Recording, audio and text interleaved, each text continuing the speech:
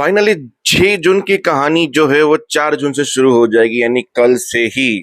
क्योंकि आज के एपिसोड में अनुपमा बस में बैठ जाएगी और कहानी आगे बढ़ जाएगी। बाकी के जो 2 दिन है, मतलब कल का आधा एपिसोड नई जिंदगी और आधा एपिसोड फ्लैशबैक वाली जिंदगी चलेगी कि अनुपमा के जाने के बाद क्या हुआ।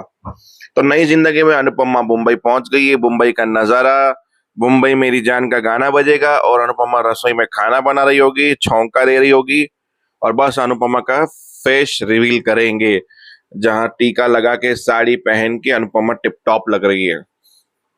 बाकी जो जो नए कैरेक्टर अनुपमा के साथ जुड़ेंगे आई डोंट नो, पर मुझे ऐसे गट फीलिंग क्यों आ रही है कि आज सब लोग राही से अनुपमा का गुस्सा निकाल रहे थे और राही से नफरत कर रहे थे। कहीं राही प्रेग्नेंट होके भी अलग जिंदगी जीने ना लग जाए, फिर माही का प्रेगनेंसी सुन के प्रेम की शादी माही से ना कराई जाए। मैं देखो, कहने को ये स्टोरी बन सकती है। कहानी पे आते सब घर पहुंचे तो बा ने बोला तू सबका जिंदगी बर्बाद कर दी, माई को विधवा कर दिया, वो कर दिया, ये कर दिया, तू है ही ऐसी। आज भी बोलती हूँ, भले ही सब लोग नहीं मानते इस बात को, तू अगर मेरे बेटे को नहीं छोड़ती तो आज ये राही की नौबत ही नहीं आती, कोठारी से हमारा रिश्ता ही नहीं जुड़ता, काव्या जिंदगी में नहीं आती, उसकी बेटी ना होती, हमारा परिवार सुखी परिवार होता। तेरे एक डिसीजन ने पूरी जिंदगी बदल बदल बदल के बर्बाद कर दिया। ना ये अनुज आता, ना ये होता, ना वो होता, ना ये होता, ना फलाना होता। अबे इसकी माँ की आंख ये कितना बोलती है बात। फिर तो सुने, आप हमेशा जिंदगी बर्बाद ही करते हो, पाखी भी वही। फिर किंजल, ये ऐसी गलती है मम्मी जिसे कभी नहीं सुधारा जा सकता, क्योंकि अब आर्यन वापस नहीं आ सकता। मानो या ना मानो, ये गलती अब ठीक नहीं हो सकती है। सबसे झटका अनुपमा को लगा था कोठारी निवास में प्रेम के लिए, और यहाँ लगा बाबूजी के लिए, जहाँ बाबूजी ने बोला हमेशा मैंने तेरा साथ दिया पर इस बार तुम गलत थी। फिर बा ने बोला इससे कोई बात नहीं करेगा, ये वो बच्चों तक बात नहीं, बच्चे सपोर्ट करना चाहते थे पर किसी ने बात नहीं करने दी। सब अपने अपने कमरे बंद हो गए। बा ने बोल दिया कोई कमरा नहीं खोलेगा। अनुपमा सबके कमरे के बाहर जाके कुंडी खटका रही है, बाबूजी मेरी मदद करो। बाबूजी उठे मदद करने के लिए, बा ने बिठा दिया। बच्चे भी उठ रहे थे पर किंजल ने बिठा दिया, तो उसने तो दरवाजा ही नहीं खोला, ना पाकी ने खोला, किसी ने किसी की नहीं सुनी। फिर पवन अपने कदम उठाए और चली गई। जहाँ रास्ते में कुछ गुंडे, वही वाले जहाँ पे राघव ने जिनको मारा था, जो अनुपमा और राघव के बारे में बात कर रहे थे, वही 3 गुंडे, बोला इनको सबक सिखाते हैं। फिर बोला मेरा दामाद मर गया, ने मेरी बेटी का सुहाग उजाड़ दिया। नहीं मरा है आपका दामाद, जिंदा है। आर्यन हमारा भी दोस्त है, नाच के दिखाओ। कीमत चुकानी पड़ेगी, बोला पैसा तो नहीं, बोला नाच के दिखाओ। अनुपमा नाची, फिर उसकी हंसी उड़ाई गई, मजाक उड़ाई गई। फिर अनुपमा ने फैसला लिया, अपने आप को हिम्मत की और एक बस में बैठी और चल गई। नई जिंदगी शुरू।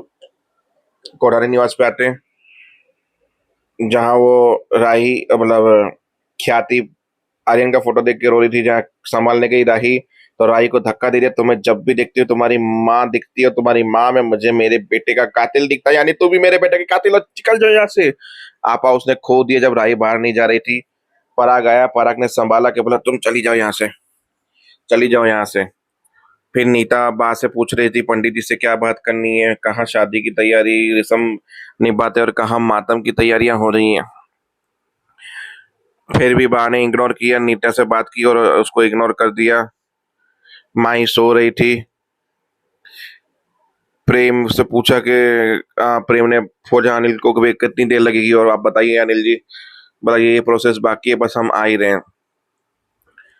फिर राही जब प्रेम से पूछने के लिए बोला चुप करो, भाग भाग भाग भाग भाग, बात करो बस मुझे बात। मतलब प्रेम भी कुछ, मेरी क्या गलती, तेरी नहीं तुम्हारी माँ की गलती, तुम्हारी माँ के साथ मेरा भाई मेरी जिंदगी में नहीं है, इसलिए तेरी भी गलती है इसमें। ये नए शाह परिवार पैदा हो गया भाई, किसी की भी चीज किसी के ऊपर भी डाल दो। एपिसोड के एंड में प्रेम जब जैकेट देखकर उसका रो रहा था, तो उसको सपोर्ट की जरूरत थी। राही आई, सपोर्ट ने राही का हाथ पकड़ा, बोला सारा परिवार मेरे खिलाफ है, सब लोग मम्मी की सजा मुझे दे रहे हैं, मैं कैसे टिके। बोला देखो, मैं किसी की तरफदारी या किसी का पक्षपात करने नहीं बैठा हूं यहाँ, सब लोग सदमे में ठीक हो जाएंगे, टाइम दो सबको, कंप्लेन लेकर मत आओ, ठीक है ना।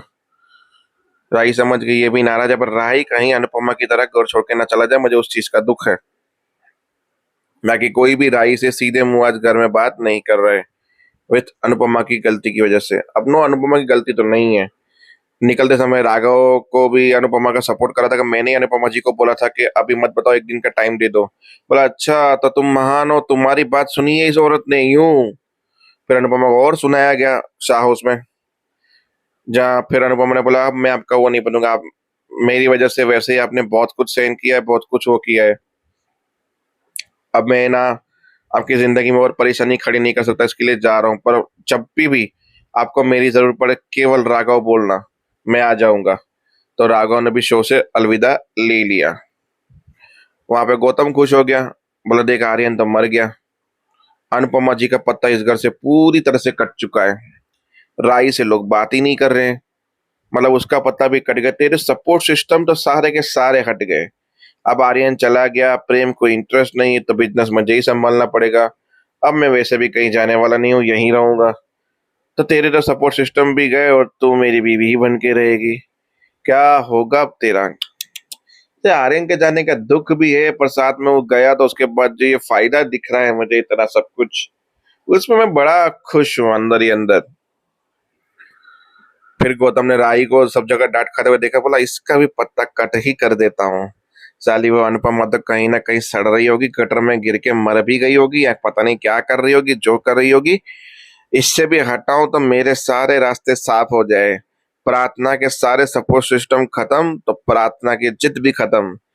वैसे भी मैं इस घर से तो वैसे ही नहीं जाने वाला था, अब तो बिल्कुल ही नहीं जाने मिलेगा मुझे। मैं जाना चाहूंगा फिर भी नहीं जाने मिलेगा। तो देखते हैं कि भाई अब आगे की कहानी होगी क्या, तब तक के लिए जय हिंद।